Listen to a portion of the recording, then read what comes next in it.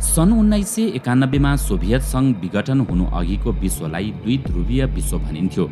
संयुक्त राज्य अमेरिका र सोभियत समाजवादी गणतान्त्रिक सङ्घ युएसएसआर दुई महाशक्ति राष्ट्र मानिन्थे। यी दुई राष्ट्र बीचको स्वार्थको टकराव र दन्त बझानलाई शीत युद्ध भनिन्थ्यो। सोभियत सङ्घको विघटनसँगै विश्व राजनीतिमा यो युगको अन्त्य भयो।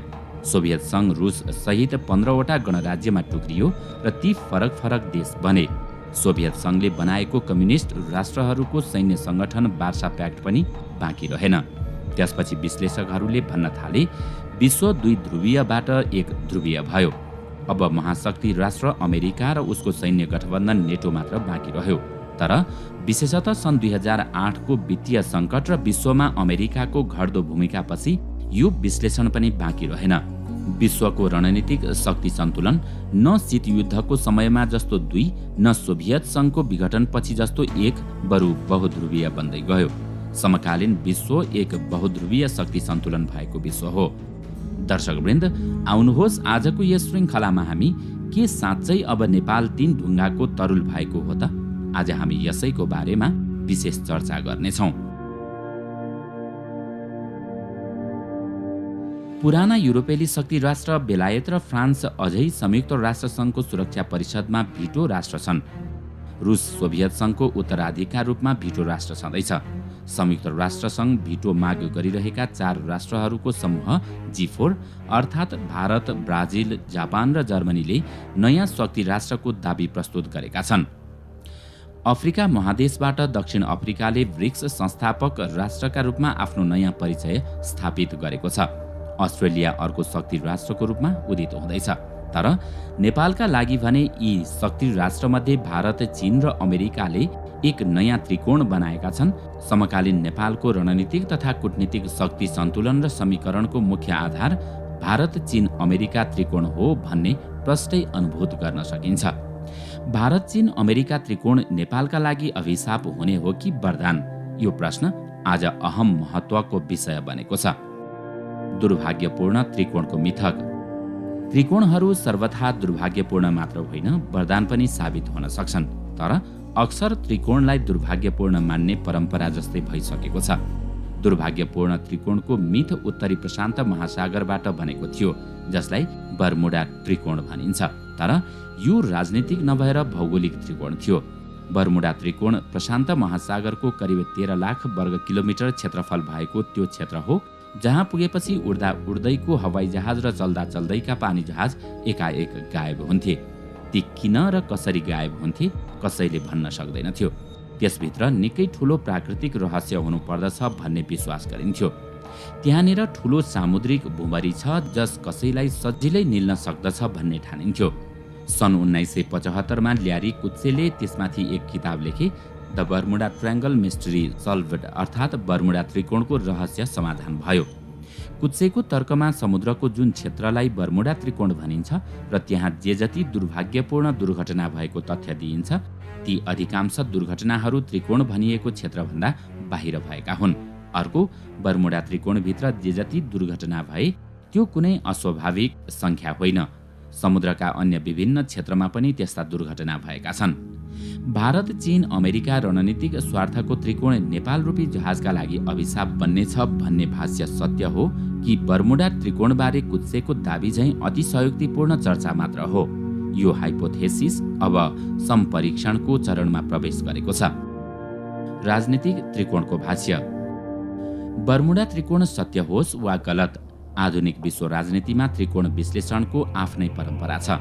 सन् 1983मा प्रकाशित अमेरिकी सार्वजनिक बौद्धिक नोम चोम्स्कीको the fateful triangle, the united state, Israel and Palestinians त्यो बेला खुबै चर्चामा थियो। यसले इजरायल राज्यको स्थापनापछि प्यालेस्टाइनी जनताले भोग्नु परेको पीडा र अरब क्षेत्रमा परेको प्रभावको कथा भन्छ। सन् 1982को लेबनान युद्धसम्म अमेरिकाको कारणले अरब क्षेत्रमा परेको नकारात्मक प्रभावको विश्लेषण गर्दछ। भारतीय अनुसन्धानकर्ता तथा लेखक तान्भी मदनको सन् 2020मा प्रकाशित पुस्तक fateful triangle, how China shaped US India relation during the cold war अहिले चर्चामा छ। यसमा उनले सन् 1948 देखि यताका भारत अमेरिका सम्बन्धका ती आयामको चर्चा गरेकी छन् जो चीनको कारणले प्रभावित थिए। अमेरिकी युगको उदय। भारत र चीन नेपालका लागि महत्त्वपूर्ण देश छँदै थिए। भारत र चीनसँग नेपाल भौगोलिक रूपमै गाँसिएको छ। दुई देशसँग नेपालको लामो सिमाना छ। यी दुई ठूला छिमेकी कहिल्यै फेरिने होइनन्। अमेरिकाको उदय हुनु अघि भने पश्चिमा देशमध्ये बेलायत नेपालका लागि महत्त्वपूर्ण थियो। बेलायत इस्ट इन्डिया कम्पनीका नाममा नेपालको नजिकसम्म आएको थियो। साँचो अर्थमा नेपालको समकालीन मानचित्र अङ्ग्रेज नेपाल युद्धले निर्धारण गरेको थियो। तर जब विश्वमा बेलायती साम्राज्यलाई ओझेल पार्दै अमेरिकाको उदय भयो, विश्वमा जस्तै नेपालका लागि पनि बेलायतको महत्त्व घट्दै गयो र अमेरिकाको महत्त्व बढ्दै गयो। ग्रिगोरी मेट्रोविचका अनुसार अमेरिकी युगको उदय पनि एक राजनीतिक त्रिकोणको प्रतिफल थियो।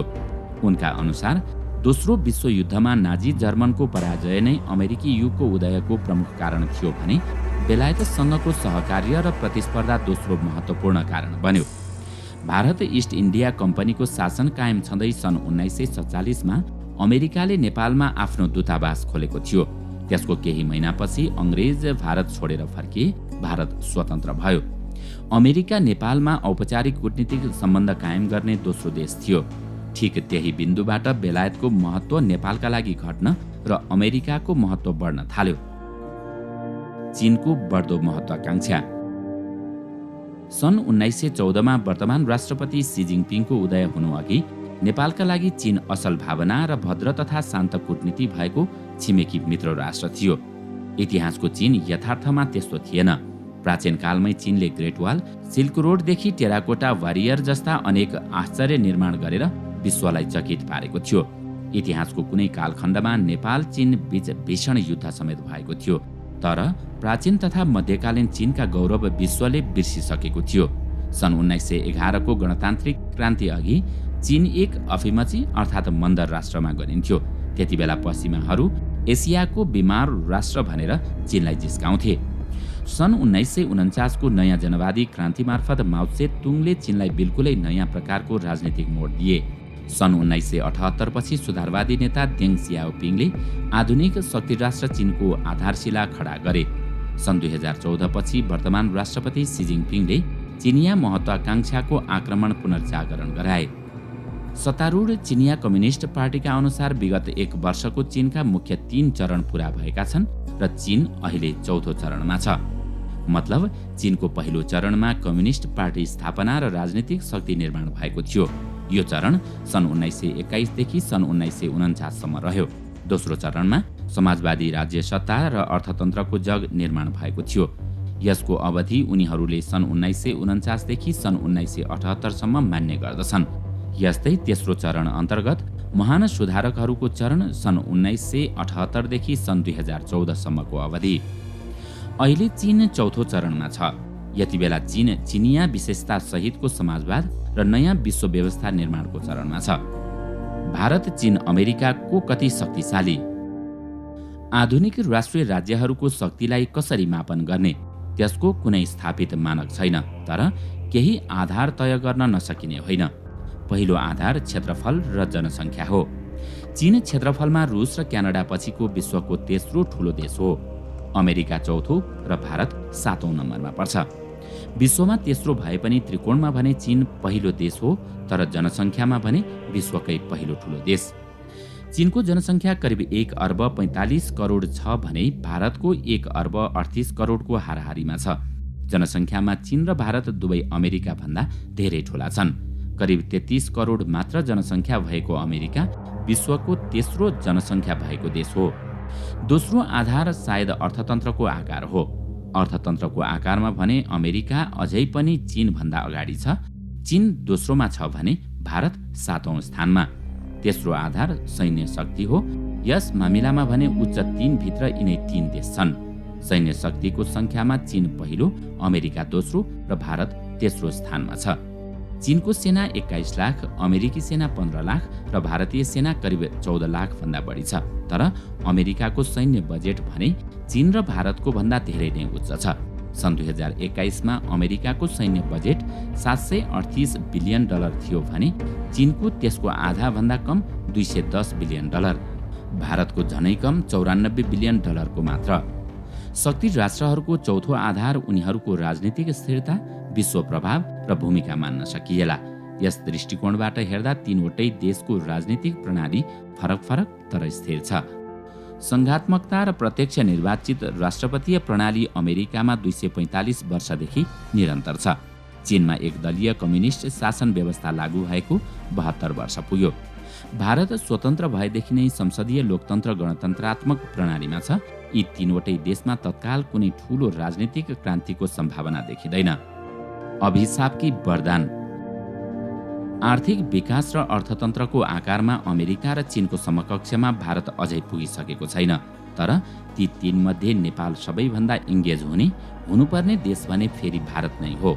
भारत त्रिकोणको फेच्चा देश भए पनि नेपालका लागि पहिलो महत्त्वको देश हो। नेपालको अन्तर्राष्ट्रिय व्यापारको 68% भारतसँग मात्रै हुन्छ। भारत र नेपाल बीच जुन भौगोलिक, सांस्कृतिक र आर्थिक सम्बन्ध छ त्यसलाई चीन र अमेरिकाले चाहेर पनि प्रतिस्थापन गर्न सक्दैन। चीनतिर नेपालसँग जम्मा 2वटा मात्र औपचारिक र नियमित नाका छन्, केरुङ र तातोपानी। तर भारततिर 26वटा नाकाहरू छन्। नेपालको सबैभन्दा धेरै आयात हुने देश मात्र होइन, निर्यात हुने देश पनि भारत नै हो। रोचक यथार्थ चाहिँ के छ भने चीन नेपालले आयात गर्ने भारत पछिको दोस्रो साझेदार हो, तर निर्यात व्यापारमा भने नेपालका लागि चीनको स्थान 5औं छ, जबकि अमेरिका भारत पछि दोस्रो। नेपाललाई सबैभन्दा बढी वैदेशिक अनुदान दिने देशमा भने भारत र चीन दुवैभन्दा अमेरिका अगाडि आउँछ। चीनतिर नेपालको धार्मिक सांस्कृतिक सम्बन्ध हुँदै नभएको होइन, चीन बुद्धिज्मको गहिरो प्रभाव भएको देश हो, तर त्यो भारततिर जस्तो सामाजिक स्तरमा व्यक्त छैन। भारततिर नागरिक स्तरमै रोटी बेटीको सम्बन्ध छ। रोटी अर्थात् अर्थतन्त्र र रोजगार सम्बन्ध, बेटी अर्थात् वैवाहिक तथा सांस्कृतिक सम्बन्ध। भारततिर 20 लाख बढी नेपाली श्रमिक अनौपचारिक श्रम बजारमा हुन्छन्। नेपाल भारत बीच खुल्ला सीमा छ, तर चीनले नेपाली कामदारलाई श्रम अनुमति दिँदैन मात्र होइन, बन्द सीमाका कारण नेपालीले चीनतिर सहज पहुँच राख्दैनन्। नेपालको अर्थतन्त्र केही दशक यता कृषि प्रधानबाट विप्रेषण प्रधान बनेको छ। नेपालमा सबैभन्दा धेरै रेमिटेन्स दिने पहिलो देश कतार हो भने दोस्रोमा भारत। नेपाल आउने कुल रेमिटेन्सको 17% कतारले दिन्छ, करिब 14% भारतले दिइरहेको छ। नेपाललाई रेमिटेन्स दिने देशको सूचीमा 9औं स्थानमा अमेरिका छ। अमेरिकाले नेपालको कुल विप्रेषणमा 7.5% को योगदान गर्दछ। चीन यो सूचीमा उच्च 20 भित्र पनि देखिन्न। बिपा, बीआरआई र एमसीसी। नेपालमा भने यी तीन देशलाई बुझ्ने आफ्ना खाले धारणा छन्। विशेषतः कम्युनिस्ट पार्टी र समूहहरू चीन वैचारिक निकटता राख्दछ भने अमेरिकालाई साम्राज्यवाद र भारतलाई विस्तारवाद भन्दछन्। अर्को खाले राजनीतिक शक्तिहरूले भारत र अमेरिकासँगको सम्बन्धलाई लोकतान्त्रिक सहकार्य ठान्दछन् भने चीनसँग वैचारिक नभएर राज्य सम्बन्ध मात्र आकर्षित हुने ठान्दछन्। यस्ता दृष्टिकोण विभिन्न समय र घटनामा व्यक्त भएका छन्, जसलाई सजिलै बुझिने उदाहरण हुन् बिपा, बीआरआई र एमसीसी। भारतसँग बिपा सम्झौता हुँदा नेपालमा व्यापक विरोध भयो। त्यो कार्यान्वयनमै आउन सकेन। बिपाको अर्थ हुन्थ्यो वैदेशिक लगानीलाई आकर्षित र सुरक्षित गर्नु, तर त्यसलाई नेपालमा राष्ट्रघात भनियो। अमेरिकासँगको अनुदान सम्झौता एमसीसी संसदीय अनुमोदन गर्ने समयमा निकै ठूलो सकस भयो। चीनसँगको बीआरआईको भने विरोध भएन, तर प्रभावकारी कार्यान्वयनमा पनि आउन सकेको छैन। सन् 2017 मे 14 नेपालले बीआरआई सम्झौतामा हस्ताक्षर गरेको थियो, तर त्यस अन्तर्गतको कुनै पनि परियोजना अहिलेसम्म सुरुवात भएको छैन। अर्कोतिर एमसीसी भने 4 वर्षदेखि अड्काएर राखियो, जबकि त्यस अन्तर्गतका योजना त्यति समयमा पूरा भइसक्ने अवस्थामा हुन्थ्यो। नेपाल जस्तो तुलनात्मक रूपमा सानो, कमजोर र अल्पविकसित देशका लागि कुनै पनि शक्ति राष्ट्रसँगको सम्बन्ध सधैँ संवेदनशील हुन्छ। त्यसलाई अनदेखा गर्नु बिल्कुलै गलत रणनीति हुनेछ। भारत, चीन र अमेरिका शक्ति सम्बन्धको त्रिकोणलाई वरदानमा रूपान्तरण गर्न नेपाल सधैँ चनाखो हुनु जरुरी छ। दर्शकवृन्द, तपाईलाई आजको श्रृङ्खला कस्तो लाग्यो यसबारे हामीलाई कमेन्टमा अवश्य बताउनुहोला। साथै आजको श्रृङ्खला तपाईलाई राम्रो लाग्यो भने लाइक तथा सेयर गरी हाम्रो च्यानललाई सब्स्क्राइब गर्न नभुल्नुहोला र साथमा रहेको बेल आइकन पनि थिच्नुहोस्, ताकि हाम्रो नयाँ भिडियोको जानकारी सबैभन्दा पहिला तपाईलाई प्राप्त होस्। आजका लागि यति नै। अर्को भिडियोमा अझै रोचक तथा जानकारीमूलक सामग्री लिएर आउने नै छौँ। नमस्कार।